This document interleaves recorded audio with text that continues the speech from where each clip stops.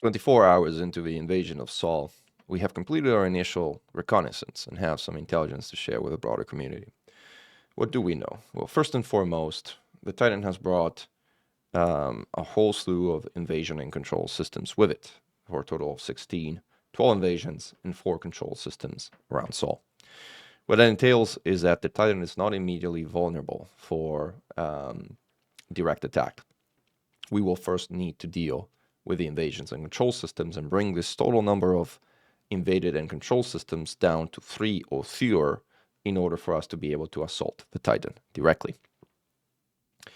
We have 1 week to clear these invasions before these invasion systems turn into control systems, but the good news is even controlled systems have anti-Xeno combat zones and ports under attack, so it is possible to fight even in controlled systems and make progress on those without having to resort to non-combat means, which would make things a lot slower. The complexity associated with making progress on these invasions relates to the fact that some of these systems have humongous populations. In particular, Procyon has 16.7 billion people, and Duamta has 13.3 billion people, which makes them highly resistant to defense operations.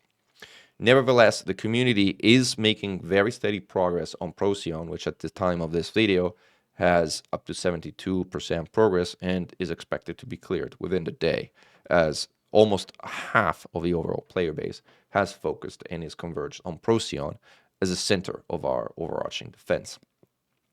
Immediately behind Procyon, you'll find Sirius and Duamta, Sirius being a much smaller system, but being a permit lock system which has temporarily been granted access to for all players like Sol.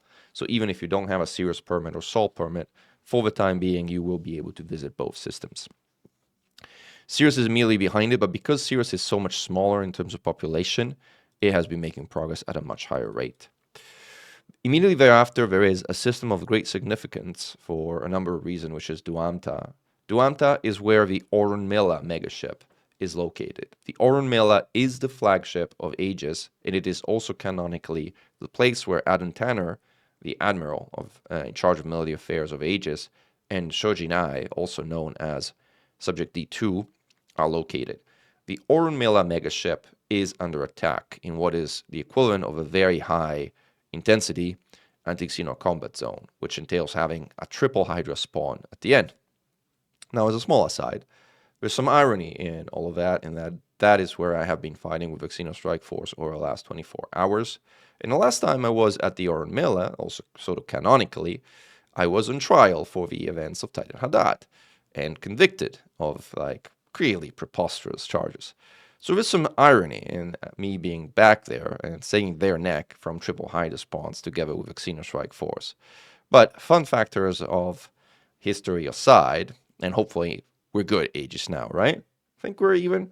But fun factors of history aside, Duamta presents something of a unique experience in that it has not been since the Gnosis incident many years ago that an anti-Xeno combat zone is available right next to a megaship. So fighting at the Orunmila has been quite the experience. Repairs are available, and you have the triple Hydra spawns, but without the rotating and spinning Goid issues that you have at spinning stations elsewhere across this invasion. So once Procyon is cleared, the focus will shift to Sirius, which will be quickly cleared, I believe, and then inevitably to Duamta and the Orunmila as the next priority target for the war effort. Beyond that, we have a number of additional systems which have much lower populations, even though some are also very close to Sol, which makes them, again, inherently more resistant. But the priority and focus right now should be to clear invasions before we shift our attention to control systems. Depending on the rate of progress we make, we shall see whether we're able to clear invasions and control systems within the week. A lot will depend on what happens this weekend and the level of activity that we see during the weekend, and also how much more quickly progress will accelerate once the super high population system of Procyon and Duamta will, how things will proceed after they are cleared. So that's what we got right now. The scenarios going forward really diverge based on the velocity of progress that we're able to achieve once those mega systems are cleared. In one scenario, the optimistic scenario, we are able to clear all but 3 or fewer invasions and control systems this week before the next downtime on Thursday. If that happens, then Titan Coheer will be attackable as of Thursday of next week. If that does not happen, then a number of these invasions will progress to controlled, and we will have an additional week of a campaign to contain the spread of the invasions and control systems around Sol, and the attack on the Titan will be delayed by a week and will begin in earnest on the following Thursday, on December 20th. It'll be fun Christmas if that's the case, for us and for the Titans. So that's the war update. In other updates, there's been a lot of questions with regards to how can people get involved. I have posted on my channel instructions for very complete beginners on how to get involved. I will post a link in the video comments below so that you have that information if you're completely new and you're looking for ways to get involved from the get-go. In addition, and meaningfully, since we now have a Titan back in the game, it is possible to get hardened surface fragments off the Titan again, which means it is now possible to engineer Guardian weapons for anti-Guardian Zone resistance, which will be needed if you plan to take Guardian weapons into Sol. As a reminder, Sol now has an active anti-Guardian field, which means if you take Guardian weapons in here, they will melt within seconds, not even minutes. So they are practically useless. Unless you engineer such weapons at Ramta. Ramta is the engineer that does that kind of engineering for anti-Guardian Zone resistance, which is something you will want to do if you plan to bring Guardian weapons into Titan bombing operations, which, if you have the time to do it, you probably should, because they are clearly superior to human weapons for most intents and purposes. In order to do that engineering, in addition to a trip to Ramta, you will need 2 materials. You will need caustic crystals. Caustic crystals are found free floating at Titan graveyards, the remnants of Titans, of the 7 Titans that have been destroyed. That's the easiest way to get them. They're also found in the Maelstrom, but those are hard to get, so forget about those for a moment. Titan graveyards is where you want to go and get caustic crystals. It's very easy to get them. There's no caustic left there anymore. You just bring a ship with collector limpets. You filter things out in your left panel so you only have caustic crystals, idea so you can reduce the clutter. You fly around until something white pops up on your scanner, confirm that it's a crystal, go scoop it up, and you got 3 of those materials. You only need 1 per weapon, so pick up 2 or 3 crystals, and you're good.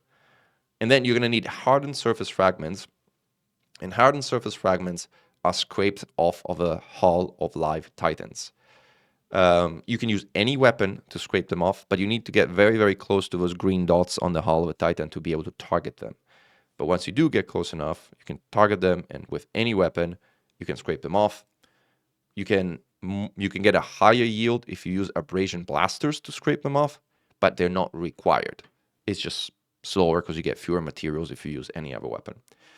And then you can either collect them manually with your cargo scoop or collect them with collector limpets, which is faster and recommended. Again, you don't need a lot of these, but you're going to need some if you want to engineer Guardian weapons for AGZ resistance at Ramta. Note that you can also pin AGZ resistance at Ramta, and at this stage in the game, you probably should. So if you do visit Ramta, set anti-Guardian Zone resistance engineering for weapons as a pin so that you can engineer anti-Guardian Zone resistance on weapons anywhere in the galaxy at that point. There's no experimental on it, so it's what we call a perfect pin, because it lets you do that engineering anywhere, and you don't really need to visit engineers anymore at that point. You can just do it remotely. Note that modified Guardian weapons, like mod shards and mod plasmas, cannot be engineered for anti-Guardian Zone resistance because they are considered pre-engineered. As a result, mod shards, mod plasma, mod Gauss are useless in the Battle of Sol. That being said, mod shards remain the best weapon in the game to deal with anti-Xena combat zone, which is like everywhere else. So if you have them, by all means, bring them along to invasions across the current state. just keep in mind that you will need something else when we do Assault Titan either next week or the following week. That's it in terms of intelligence. That's it in terms of like the current state of the war effort. We'll try to provide regular updates as the situation evolves. Commander Mechan, over and out.